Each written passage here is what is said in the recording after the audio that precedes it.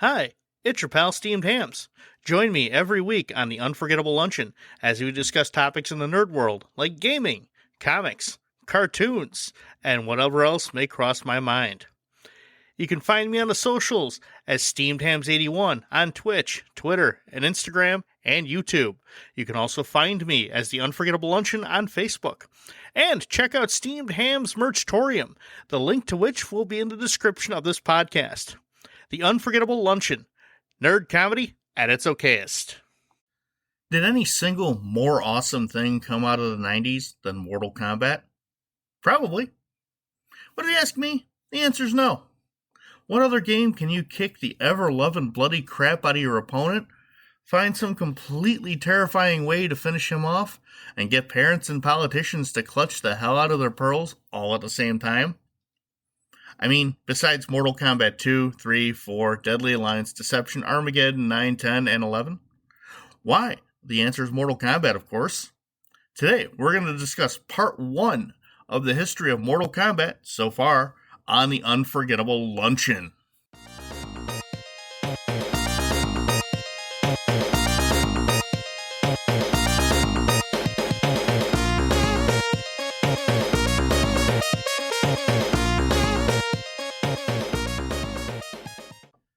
Hi, it's your old pal Steamed Hams. I hope you're ready for an unforgettable luncheon. Before we begin, I'd like to talk about a charity near and dear to my heart, Extra Life. Started in 2008, Extra Life is a charity where gamers raise money for children's hospitals by doing what they do best, gaming. Gamers participate in 24-hour gaming marathons to raise money for the kids through pledges. I have personally participated in Extra Life for 7 years. On November 4th and 5th, 2023, I will be playing for Ann and Robert H. Lurie Children's Hospital in Chicago. I will be playing the entire weekend, 2 12-hour runs live on Twitch. I have a goal of $1,000 this year. Please consider donating. It is for the kids. Link is in the description of this episode. Thank you for your time, and now, on with the show. Mortal Kombat was conceived in 1991 by John Tobias and Ed Boon at Midway Games in Chicago. What started as a ninja-themed game envisioned by Tobias would later become Mortal Kombat. His pitch to Boon, then Tobias' boss, got shut down by Midway management. It'll happen. Management doesn't always get the ideas the first time around. Midway had been approached to make a game adaptation based on Universal Soldier, the excellent 90s action movie starring Jean-Claude Van Damme and Dolph Lundgren. Tobias thought to himself, hey, a digitized fighting game starring Jean-Claude Van Damme would be pretty freaking sweet. Except, make it more Bloodsport and less Street Fighter. Hell, they even tried to get a license to use Bloodsport. I mean, Bloodsport's an awesome movie. And it's one of those licenses that could have been amazing in the right hands. They even tried to convince old JCVD to come aboard.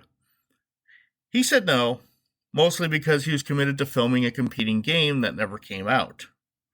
So, of course, the character of Johnny Cage was created as kind of a spoof of Jean-Claude. So, right down to his split punch that, let you punch the opponent right in the nuts. My favorite move in the entire game. Any game that lets you punch your opponent directly in the balls is A-OK with me. Street Fighter 2, being a runaway success, convinced Midway brass to let Tobias and Boon, along with graphics artist John Vogel and sound designer Dan Forden, the Toasty guy, make their own game.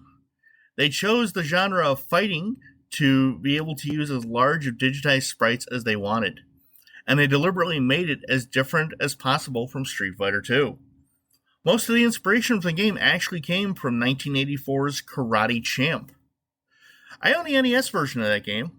It was tough, but it was fun. The digitized sprites were actors filmed on a camcorder, then all their moves, reactions, and whatnot were filmed and then digitized for the game. Besides digitized sprites, they also decided to up the violence factor and gore. Lots of blood and gore during the fights, along with the now famous finishing moves, Brutal moves where you essentially kill your opponent after winning the match. The violence in this game, along with other games that use digitized and live-action sprites like Night Trap, led to the Entertainment Software Rating Board being created in 1994. They're the people who now make sure you find the really good games, like the M-rated games. It's not like it really works to deter kids from getting those games. You just have to ask an oblivious parent to buy it for you. I shit you not. When GTA came out, while I was working at GameStop, it was GTA 5, in fact, came out while I was working at GameStop. A mother comes in one day to buy this for her 8-year-old son. And after the manager lists off literally everything bad about this game, the sex, the violence, the nudity, all, the swearing, she responds with, "Oh, it's okay. They teach sex ed in school."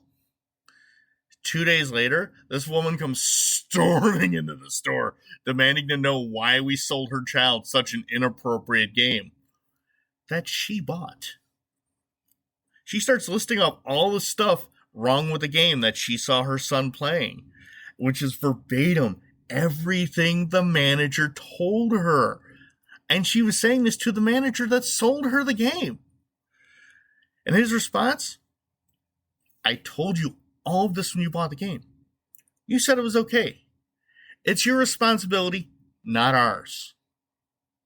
So yeah, great deterrent. But I digress. Mortal Kombat was released in arcades in October 1992 and was an instant success. The story of the game follows a tournament called Mortal Kombat, which is fought between two realms, with the winner of 10 consecutive tournaments getting to take over the losing realm.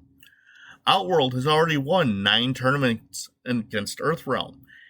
It's up to a group of fighters to stop Outworld and its ruler, Shao Kahn, from taking over Earthrealm. The fighters consist of Liu Kang, a Shaolin monk played by Ho Sung Pak; Johnny Cage, a Hollywood actor entering the tournament to prove his legitimacy as a fighter, played by Daniel Pesina, which is our great JCVD spoof. Pesina also portrayed Undead Ninja Scorpion and his living rival Sub-Zero, who have fire and ice-based powers respectively. So Scorpion being after Sub-Zero because he believes he's responsible for his death. Probably is. Raiden, the Elder God of Thunder who defends Earthrealm, played by Carlos Pesina, joins the battle as immortal. Sonya Blade, Special Forces Commando, played by Elizabeth Malecki. She's on the hunt for criminal Kano, played by Richard DeVizio, who has also entered the tournament. They must battle each other to ascend rankings in a game of death style tower ranking. You fight each of the other fighters in the best of 3 one-on-one fighting match, then a mirror match against your double. And then you battle in 3 endurance matches, which are the same best of 3 match style things, but with 2 back-to-back opponents. You defeat one, the other one automatically jumps in. You get no restoration on your health whatsoever, so you gotta beat both of them with 1 life bar. It's a bitch. The best is yet to come, though. Win all of that, you face Goro, the 4-armed, half-human, half-dragon warrior. That was a stop-motion dummy. Who's won the last 9 Mortal Kombats for Outworld. And let me tell you, he's an absolute bitch to beat.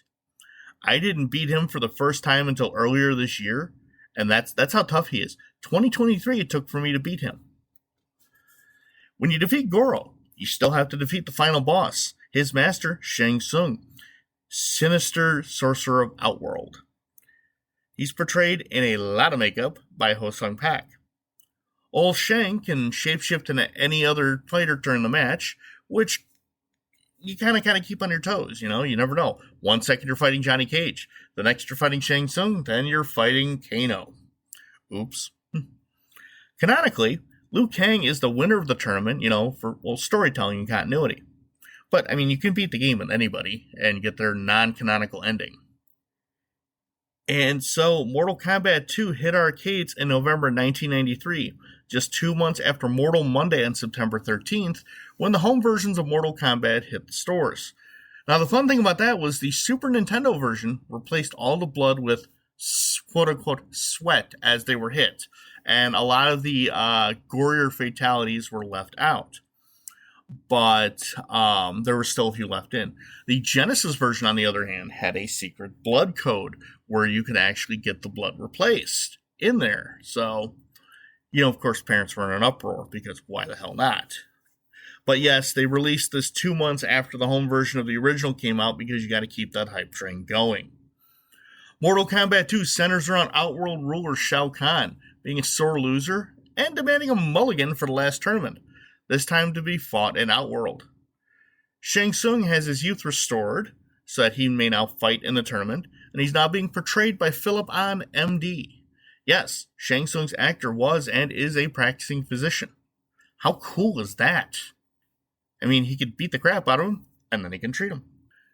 6 new playable characters were introduced along with Shang Tsung and returning fighters Johnny Cage, Liu Kang, Scorpion, and Sub-Zero. Kitana and Mileena are twin assassins for Shao Kahn. They're played by Catelyn Zamiar. Kitana is really working with the good guys, and Shao Kahn just doesn't know. Jax Briggs, Sonya's Special Forces teammate on a mission to rescue Sonya from Outworld, played by John Parrish. Kung Lao, Shaolin monk and friend of Liu Kang, played by Anthony Marquez. Reptile, Shang Tsung's personal bodyguard, is played by Daniel Pesina.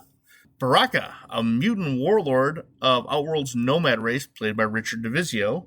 And Sonya and Kano were background characters as prisoners to Shao Kahn due to memory limitations, and they were also picked to sit out because they were kind of like the least selected characters in the original game when they kind of were looking at things for the arcade.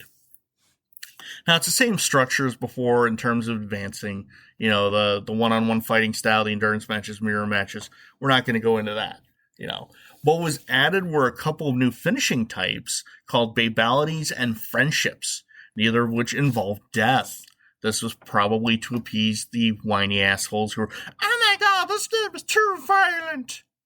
Then don't let your kid play it, dipshit. Performing a babality turns your opponent into a crying baby. Sounds familiar. While a friendship is something like doing a dance or giving a gift to your opponent instead of killing them. Means these games can't be all bad, right? Right? The new sub-boss is Kintaro, another of Goro's race sent to avenge Goro's defeat. He's also a pain in the ass to beat. Still haven't beaten him to this day. The big boss is Shao Kahn, played by Brian Glynn. Now this asshole uses a hammer in battle. Fucking cheater. Again, canonically, Liu Kang wins. And I remember how big this game was when it came out. Everybody was excited. Everyone wanted to play it. There was literally a move list that someone made, wrote down everybody's moves and fatalities and all of that, along with a little key to what the button inputs were. And everybody wanted it. And all of a sudden, we're all going to the library. We're making copies. It got passed around by entire 6th grade class. Guys and girls were wanting this thing. Okay? I had one. I mean, that's how I started to learn movesets back in the day. And got good.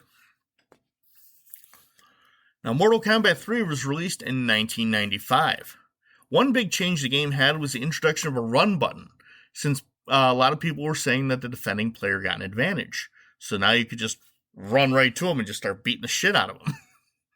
You could also uppercut your opponent into a whole other level on some levels, which made for an interesting fight. You're in a subway, you uppercut your guy, he flies up into the streets. It's pretty awesome. Scorpion was absent as he had no dog in the fight as Sub-Zero had been killed. Well, story-wise.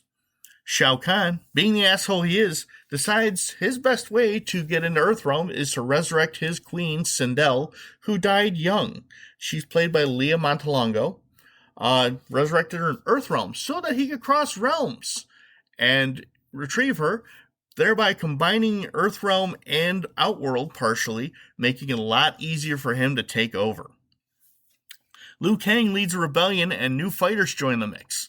Johnny Cage was killed off by Shao Kahn's extermination squads, as Daniel Pesina had left midway before this game was made, and his character was not recast like Sub-Zero. Joining the rebellion were Cabal, played by Richard DeVizio, a former member of Kano's Black Dragon crime syndicate now battling to save Earthrealm.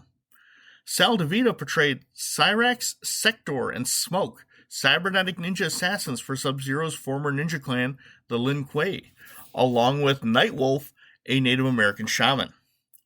Michael O'Brien plays Stryker, an NYPD riot control officer who joined the rebellion.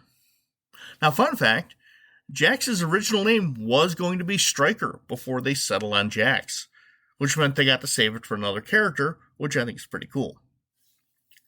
Joining Shao Kahn's side is Shiva, a female member of Goro's race and Sindel's personal bodyguard.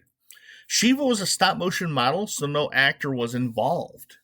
Some casting changes came around, as Sub-Zero and Shang Tsung were now played by John Turk, Liu Kang by Eddie Wong, and Sonya played by Carrie Hoskins, who you might know as Mistress Helga from Revolution X. Sub-Zero's recasting is explained as him being the younger brother of the original Sub-Zero. Raiden is not a playable character, as he's not allowed to interfere and has no power in Outworld. The best he can do is just extend protection to the souls of all the new fighters. The newest sub-boss is Montaro, who is a centaur version of Goro, except he doesn't have 4 arms. He has 4 legs and 2 arms. I mean, that's how a centaur's built. Of course. Of course, your final battle is against Shao Kahn, who once again uses a fucking hammer. And, of course, how else will this end? Liu Kang wins again, and Earthrealm is saved. Or is it? That's the story for the next part. Join me next week for part 2 of the history so far of Mortal Kombat. That's it for another unforgettable luncheon. I hope a good time was had by all. You can find me on Twitter, Twitch, Instagram, and YouTube as SteamedHams81, and on Facebook as The Unforgettable Luncheon. Now join me next time when the topic will be something nerdy. And don't forget to check out Extra Life. Please consider donating. The link is in the description of this video.